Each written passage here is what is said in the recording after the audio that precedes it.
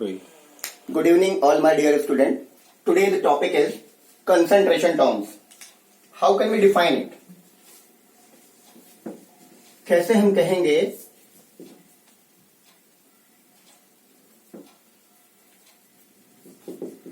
कि concentration terms actual में है क्या? कैसे हम इसको डिफाइन कर पाएंगे? It is the amount of solute dissolved in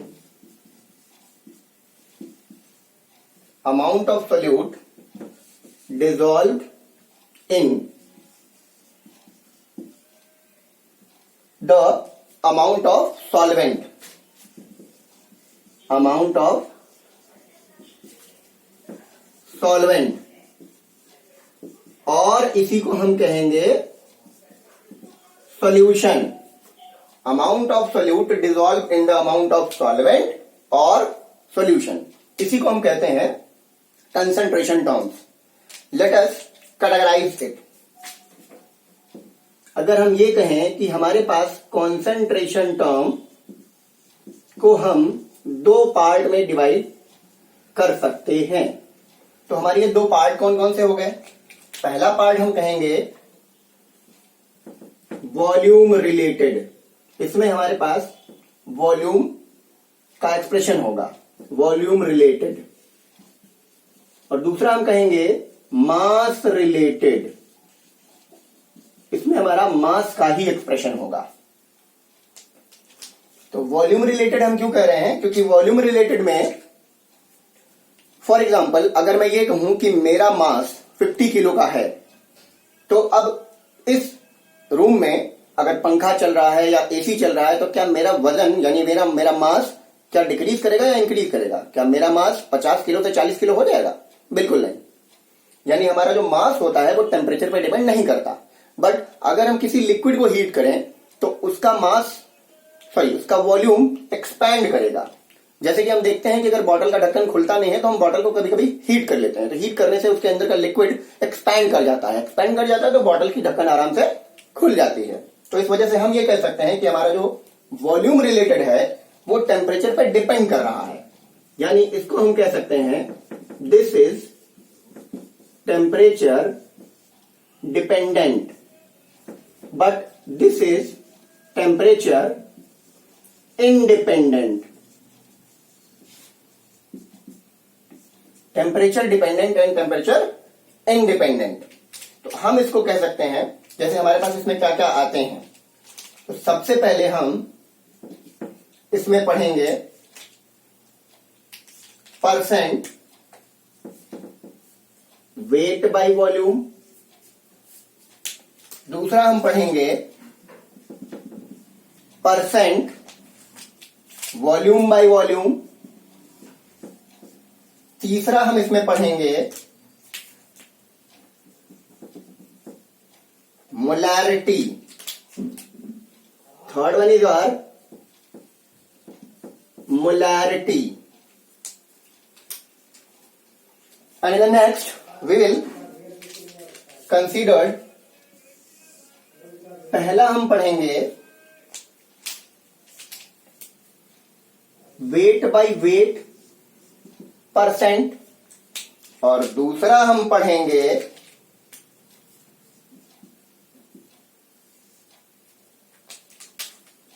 molality.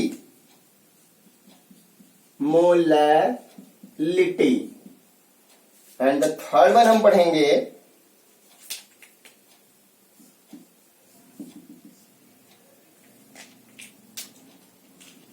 Parts per million यानी पीपीएम. इसको हम कहते हैं पार्ट्स पर मिलियन. चलिए एक एक को सेपरेटली हम डिफाइन करते हैं और इसका फॉर्मूला नोट करते हैं. एक एक को सेपरेटली डिफाइन करेंगे और उसका फॉर्मूला भी लिखेंगे. ये फॉर्मूले हमारे पास न्यूमेरिकल प्रॉब्लम को सॉल्व करने के काम आएंगे. अब जैसे कि हमें पता है कि हमारे पास कंसंट्रेशन टर्म्स सबसे पहले आता है मास परसेंटेज का।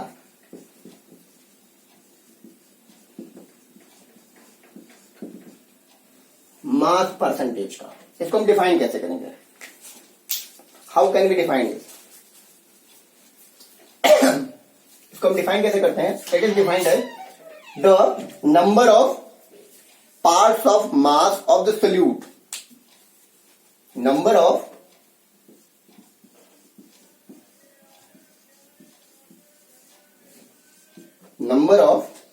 parts of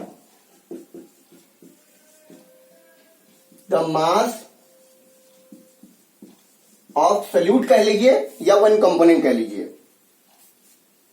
solute पर 100 parts by mass। parts solute पर 100 parts by mass of the what? Solution। of the solution। इसको हम इस तरह से डिफाइन कर सकते हैं।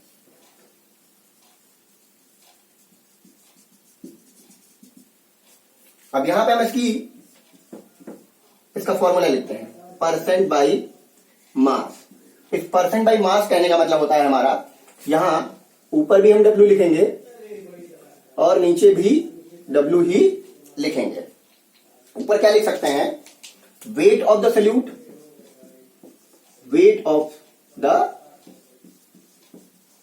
Solute upon weight of the solute upon weight of the solution. Wait of the solution into 100। That is the formula. ये total हमारा फॉर्मूला बन गया इसको डिफाइन करने का। कैसे निकाल सकते हैं percent by mass? Percent by mass is only defined as the mass of the solute, mass of the solute per 100 parts by mass of the solution. The number of parts by mass of solute per 100 parts by mass of the solution. ये है by the mass. सो इसको हम इस तरह से define कर सकते हैं। The next term is our what? Percent weight by volume. The second thing is our percent या mass volume, mass volume percentage, या इसी को हम कहेंगे weight by volume percentage. Weight by volume percentage, ठीक है। ये कैसे हम डिफाइन कर पाएंगे? द अमाउंट या मास of the solute per 100 cubic centimetre. Mass of the solute per 100 cubic centimetre of the solution, of the solution. If I से कि 100 क्यूबिक सेंटीमीटर में 5 ग्राम सोडियम हाइड्रोक्साइड डिजोल्व है, तो हम इसको क्या कह सकते हैं कि इसका जो मास बाय वॉल्यूम परसेंटेज है वो 5% ही है। अगर किसी 100 क्यूबिक सेंटीमीटर सॉल्यूशन में 5 gram of sodium hydroxide dissolve है, तो हम क्या कह सकते हैं कि उसका मास बाय वॉल्यूम परसेंटेज हमारे पास कितना है? 5% ओनली। सो अब इसका फॉर्मूला हम कैसे लिखेंगे? इसको भी हम फॉर्मुलाइज करते हैं। नाउ यहां percent weight by volume is equals to, फिर right weight of the solute, weight of the solute upon volume of the solution, volume of solution into 100।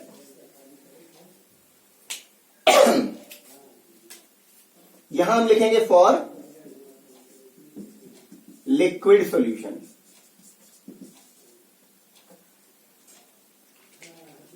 यहां हम लिखेंगे for liquid solution.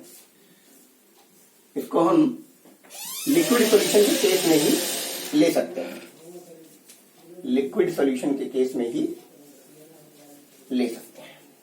Next term is hour for volume percentage. The third one is for volume percentage. अब भाई ये क्या है, what is this phenomena, यानी इसमें हम वॉल्यूम ही टेकन करेंगे।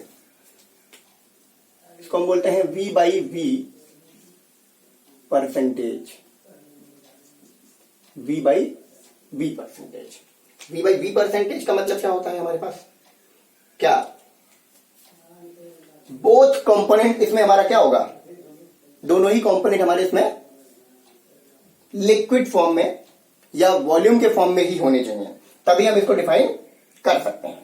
कैसे, इसमें volume of the solute dissolve in पर 100 cubic centimetre of the solution. जैसे अगर मैं इसको डिफाइन करना चाहें, it is the number of parts by the volume, number of parts by the volume, number of parts by the volume of solute, per 100 cubic centimetre of the solution. That is the exactly formula. So therefore we can write, कैसे लिख सकते हैं इसको हम, जैसे percentage V by V is equals to R, volume of the solute, volume of the solute, volume of the solute upon volume of the solution, upon volume of the solution into 100. This is the formula for volume by volume percentage. So that volume by volume percentage का ये formula है, इसको हम इसी तरह से define कर सकते हैं. Next term is are for mole fraction. Mole fraction, mole fraction क्या है? मोल फ्रैक्शन कभी भी सॉल्यूशन का नहीं निकलता, ये हमेशा निकलता है सोल्यूट पार्टिकल का और सॉल्वेंट पार्टिकल का सेपरेटली. मोल फ्रैक्शन कभी भी सोल्यूट का और सॉल्वेंट का ही निकलता है, कभी भी सॉल्यूशन का नहीं निकलता. कैसे? इसमें वन कंपोनेंट का पार्ट्स निकाल लेते हैं out of the total component के या टोटल सॉल्यूशन के पार्ट में से, यानी ratio of number of parts of one component, यानी it is the ratio of one component to the part of total number of moles. Ratio of number of moles, sorry, the number of moles of one component to the parts of, to the moles of total component, total component. For the example, इसको हम denote करेंगे चाई से, इसको हम चाई से denote करते हैं. For example mole fraction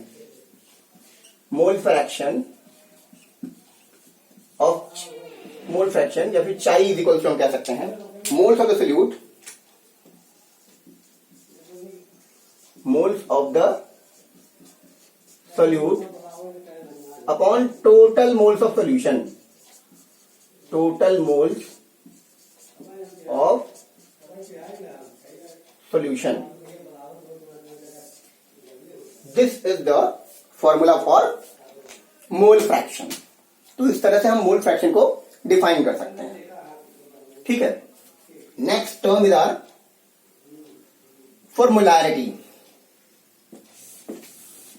molarity,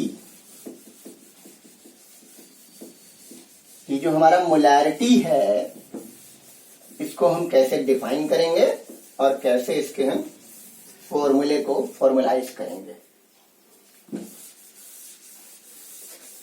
चलिए देखते हैं. Molarity,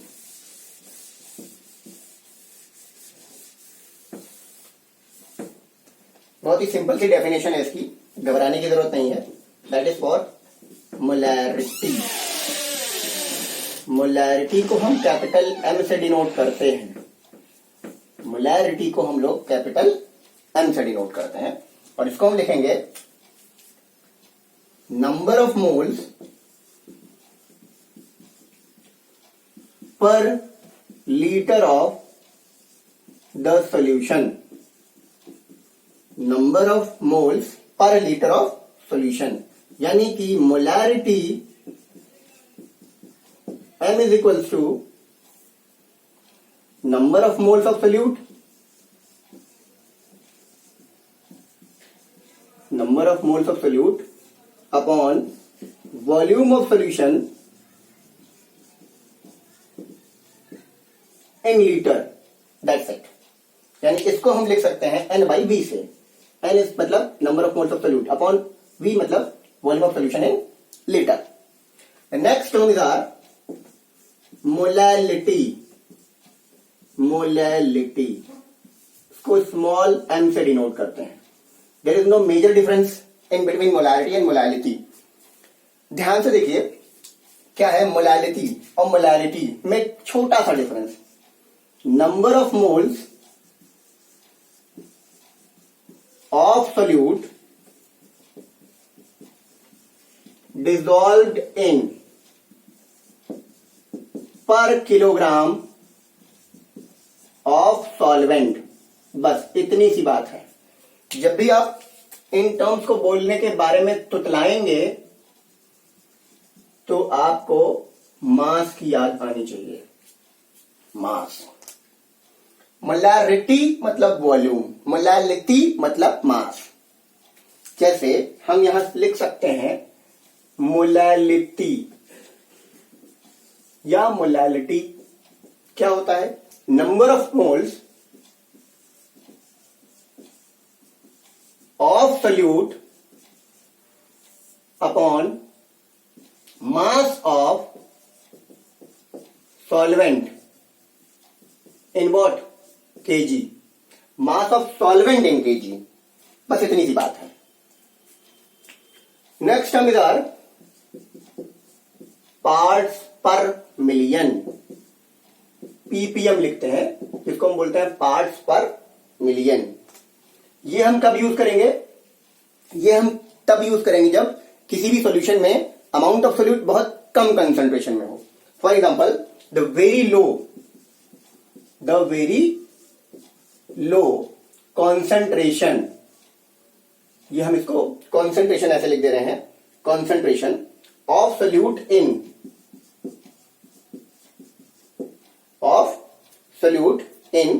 solution can be expressed in this term.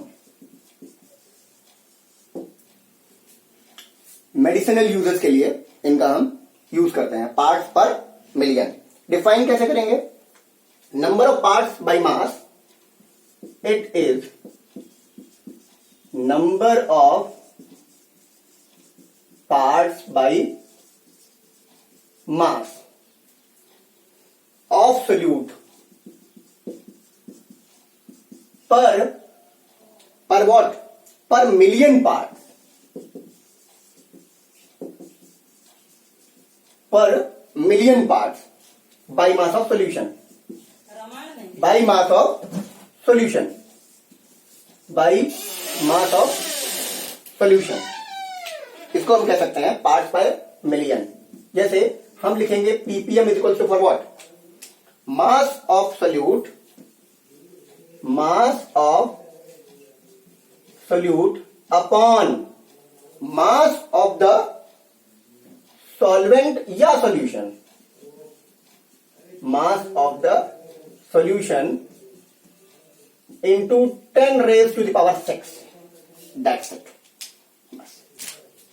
तो आज हम इसको यहीं पर खत्म करते हैं and in the next topic we will study about Henry's law, that is liquid liquid solution and gas in liquid solution का डिस्क्रिप्शन, हेनरीज लॉ।